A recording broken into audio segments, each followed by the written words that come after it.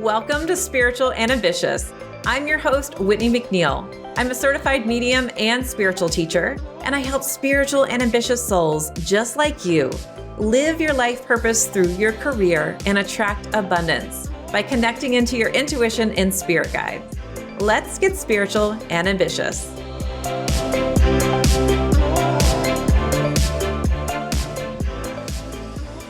Welcome to the very first episode of Spiritual and Ambitious. I'm excited to get started. So I know that you're here to live your life purpose and you want to do so in abundance. I truly believe that the key to doing it is in connecting to your intuition and your spirit guides. But the very first step is connecting to your intuition. You receive your spirit guides' guidance through your intuitive channels. And one of the biggest things that I'll hear is, Whitney, I am not intuitive. I was not born with intuition, or I had intuition and it's gone, or it only comes when it needs to. And I'm here to tell you, no, it actually is. You are intuitive. You just need to find your intuitive language. You were born with it. Every single person in the world is born with it. It's up to you if you want to access it or not. And so if you're here, I know that you want to increase your intuition or understand it. So today, that's what I'm talking about. I'm going to be going in depth in the 4 intuitive languages so that you start to understand how it can be coming in for you. And then I'm going to be giving you a resource to help you understand it a little more. Okay, so there are 4 intuitive languages. So I like to take the woo and put it into step-by-step way of understanding. See, when I was young, I saw everything. I saw lots of spirit energy everywhere, and I had no idea what that meant. I would tell my parents that I saw someone, and they just kind of were like, oh, honey, that's your imagination. They didn't know how to deal with it or what to do about it. Literally, there was a time where I was really young and I saw a figure coming towards my bed in the middle of the night. And I thought it was my dad. I thought, why isn't my dad saying anything to me? And I kept saying, Dad, Dad, Dad, what's going on? And Dad never said anything. And I got really scared and I ran right through this figure to my mom and dad's room, made them check for footprints and all that stuff. Now that story might scare you away. And let me tell you, the way that I teach and why I teach what I teach is because I don't want that to happen to you. I teach in a very simple way, but a very effective way, where I use spirit guides and intuition to help you feel safe and confident in your abilities. So if you had any worries about it, I'm here to calm those fears. With that being said, today, let's dive into the types so you can just start to even understand what your intuitive language may be. Okay, so there's 4 intuitive languages. There's the seer, the owl, the empath, and the channeler. I'm going to break it down. So the seer is traditionally what we see in movies and television, where you can see spirit. And it's just what I described, seeing spirit when I was younger. You can see colors though, or orbs. So perhaps you're in a dimly lit room. Maybe you're watching the TV and you see this flash of light go by. Well, that is your clairvoyance. Perhaps you are seeing images when you meditate, colors when you meditate. That is clairvoyance.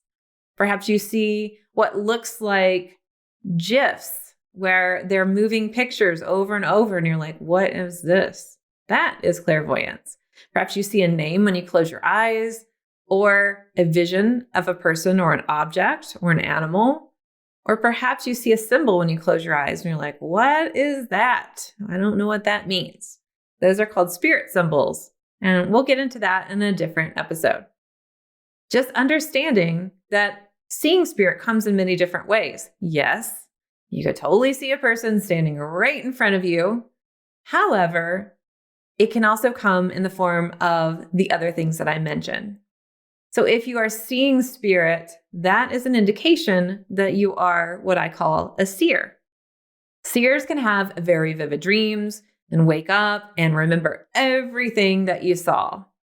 If you are a visual learner, perhaps you need to see things to make decisions. Perhaps you want to remember things through your visual channel. You could have a photographic memory or maybe not, but when you wake up from a dream, you remember vividly what you saw, then chances are you are a seer. Now, it's going to be really important for you as a seer to pay attention to your eyes. Your eyes are literally sensitive. You might be using your sight in your day-to-day life. That's really important to you to comprehend and understand information and processing it. But also, that's how your energy is coming through as well.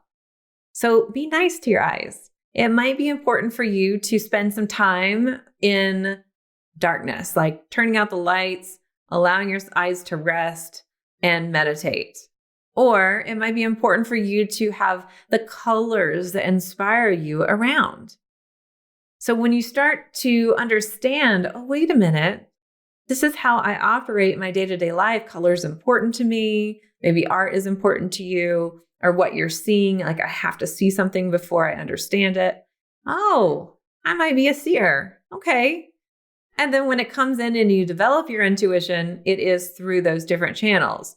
It can be seeing words, seeing names, seeing pictures, seeing faces, objects, colors, lights. Those are things that have to do with being a seer. Now, if you are an owl will hear the messages coming in from spirit. And one of the indications that you're an owl is that you might get songs stuck in your head. Another common thing is when you hear your name being called right before you go to sleep or right after you wake up, and you're like, what was that? Who was that? I don't even know. Well, that is because the energy is getting stuck in your audio channel for your clairaudience. So you might hear messages coming in from spirit, from your intuition, and this can sound like your own inner reading voice.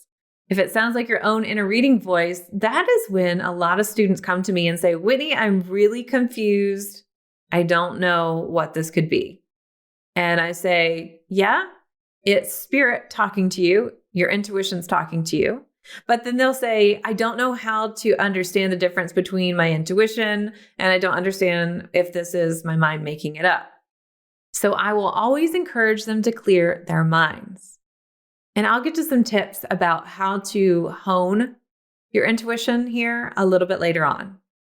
So if you're an owl, it can also sound like an external voice too. You might feel like you're hearing a TV on. You're like, the TV's not on. What's going on here?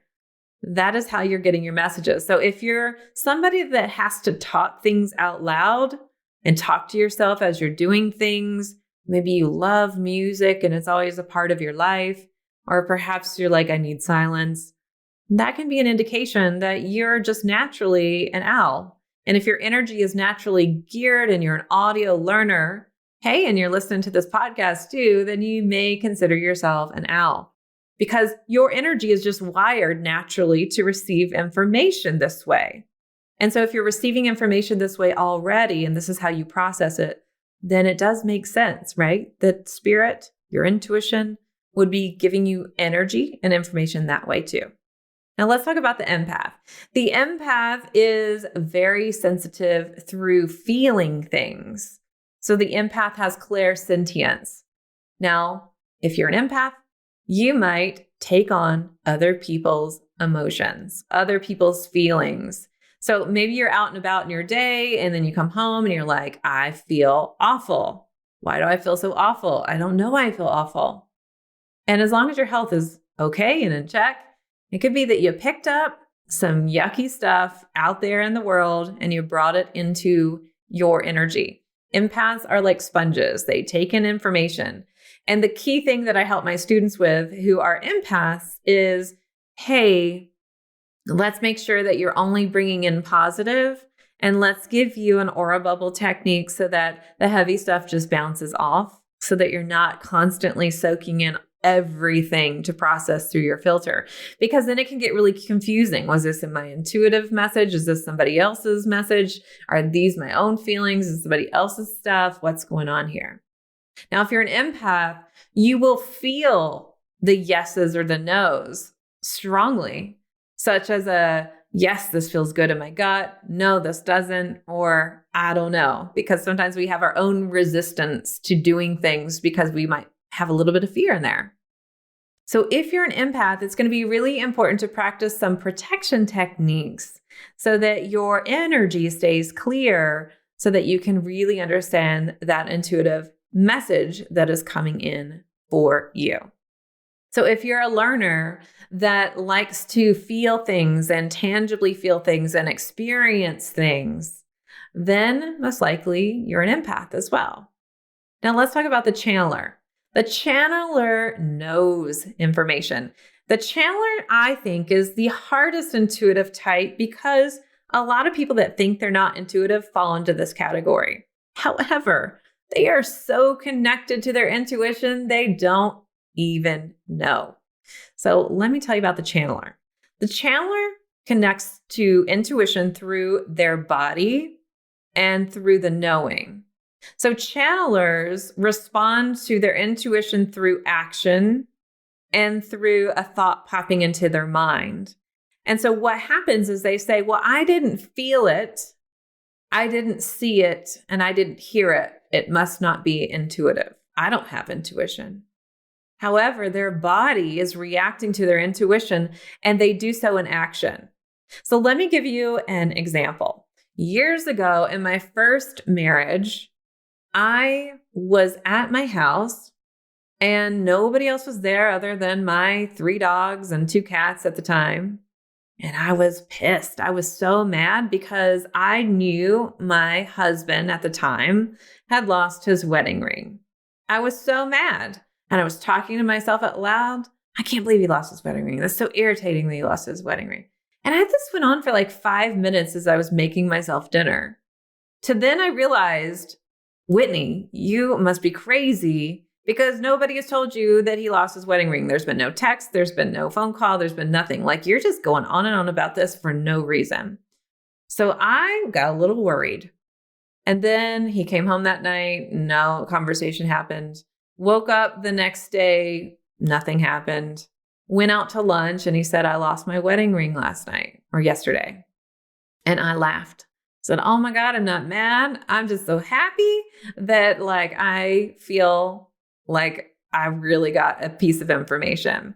So channelers respond to a knowing. It's just a knowing that arises seemingly out of nowhere.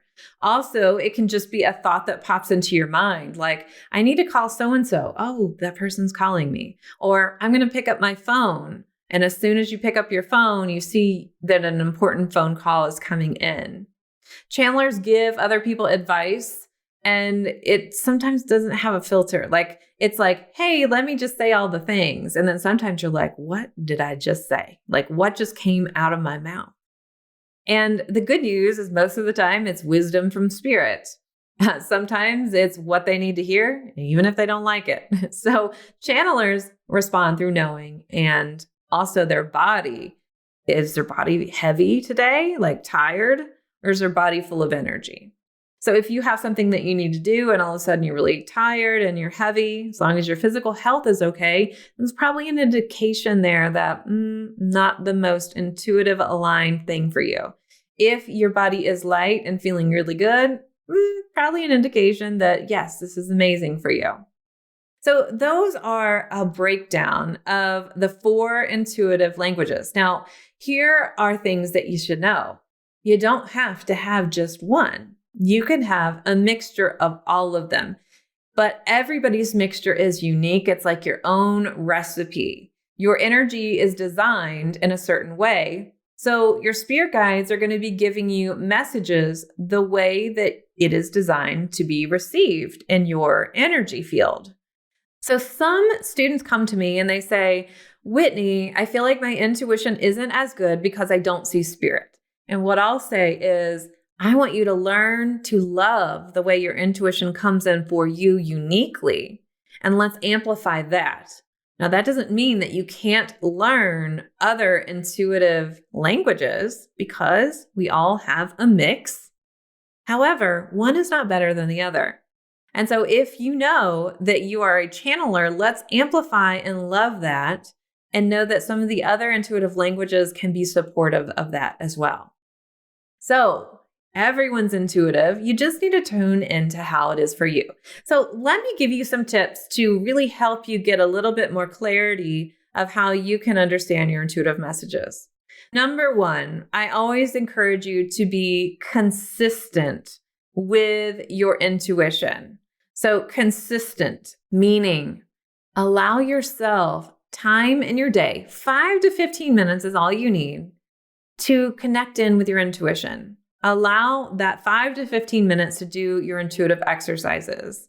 Because the more that you flex your intuitive muscle, and I say muscle in air quotes, the more that you will recognize the energetic imprint of your intuition. If I were to say, I'm going to go run 5 miles right now, I don't think my body would like it. And I don't think that it would feel very good. And I don't think that actually I could do it because I haven't trained for it. My body isn't used to it. So what do you do when you're training for a marathon? You're going to exercise consistently to train your muscles. If you want to really get good at receiving your intuitive messages, you want to be consistent and doing consistent exercises. Just like any skill, you want to make sure that you're practicing so that you have that muscle memory, so to speak. Okay, another tip I want to give you is clear your mind. There is no way you can get intuitive messages clearly if your mind isn't clear. So if your mind is thinking about your grocery list and you're thinking about all the things you need to do, there is no way that when an intuitive message pops in, you're going to go, oh, that was totally intuitive. So during that 5 to 15 minutes each day that I'm asking you to be consistent with, then during that time, you're basically saying, I'm clearing my mind, and anything coming in during that time when I'm doing my intuitive exercises is intuitive. So you're making time for it, you're creating space for it. So not only are you going to recognize that intuitive imprint, the energy around it, but you're also going to be recognizing your intuition because your mind is clear. So it's easier to receive those messages. Now, I do want to give you a different definition here of intuition in case you're wondering. Intuition is you receiving messages from your spirit guides. They could also be from loved ones in spirit. It can also be energy from the spirit realm, from your intuitive realm, from your higher self, through your intuitive channels for you. So intuition is you receiving messages from spirit for your own benefit. Now, I just want to give a comparison here too, so you understand the difference. So when I talk about psychic is different than intuition. So let me give you some comparison definitions here too. When I talk about psychic is different from intuition. Psychic is literally mind to mind. So your energy connecting with the energy of something else. It does not involve spirit guides. It does not involve spirit realm at all. So intuition is you connecting to spirit for your own benefit. Psychic is just feeling energy around. So if you were to go into a place that has kind of weird energy or positive energy and you experience that, that would be coming in from a psychic place. Telepathy is in that psychic place too. Now, I want to talk about mediumship too, just to get really clear. Mediumship is different than intuition in the sense that you're getting messages from spirit guides and loved ones in spirit, but you're delivering that message to somebody else. So when I talk about intuition, I just want to be really clear about what I'm talking about. You getting guidance from the divine for your own benefit to help you live your life purpose, make aligned decisions, to help you get that kind of a oomph into the right direction. So what are spirit guides? Who are spirit guides? What's going on here? Spirit guides are guides that 95% of the time are not your family members that have passed into spirit. So they are spirit guides who have training to help you move to your next level, to help you walk on your path. Your spirit guides sometimes are called guardian angels. Even though spirit guides and angels are totally different, it's totally okay if you want to call them guardian angels. So they're here to help you. They are here to guide you, to teach you, and to protect you as well. So anytime you're doing these intuitive exercises, anytime you're clearing your mind, it's really nice to call in your spirit guides so that they can hold space for you. They are aware that you're connecting, and obviously you want to communicate with them too, right? All right. I think I've given you a lot to think about today. So here's what I'd like for you to do. You can go to messengerspirit.com/quiz. And in there, you will find your most likely primary intuitive language. And I'll send you a video explaining more about your intuitive language. Then I'd love for you to get acquainted with your intuitive language and take some time to reflect on, oh my goodness, that was an intuitive message. Or, how have I not been receiving my intuitive messages because I thought it was supposed to go in a different way? Maybe there's different expectations that you might have had. Then I'd love for you to just simply say out loud to your spirit guides, thank you for being here, and I'm open to receiving more intuitive messages through my intuitive language. Then let me know how it goes. You can join the conversation over in my free Facebook group, messengerspirit.com/group. I hope you have fun identifying your intuitive language, and I will see you in the next episode. Thanks so much for listening to this episode. And if you loved it, would you please share it with a friend? I would also love your review and a reminder to subscribe so you never miss an episode. You can find me at messengerspirit.com, and you can take the 4 Intuitive Languages quiz and find show notes there too. If you want to connect on YouTube, Facebook, or Instagram, you can find me at Messenger of Spirit. If you want to continue the conversation, join my free Facebook group at messengerofspirit.com/group. I'll meet you right here next week. Here's to staying spiritual and ambitious.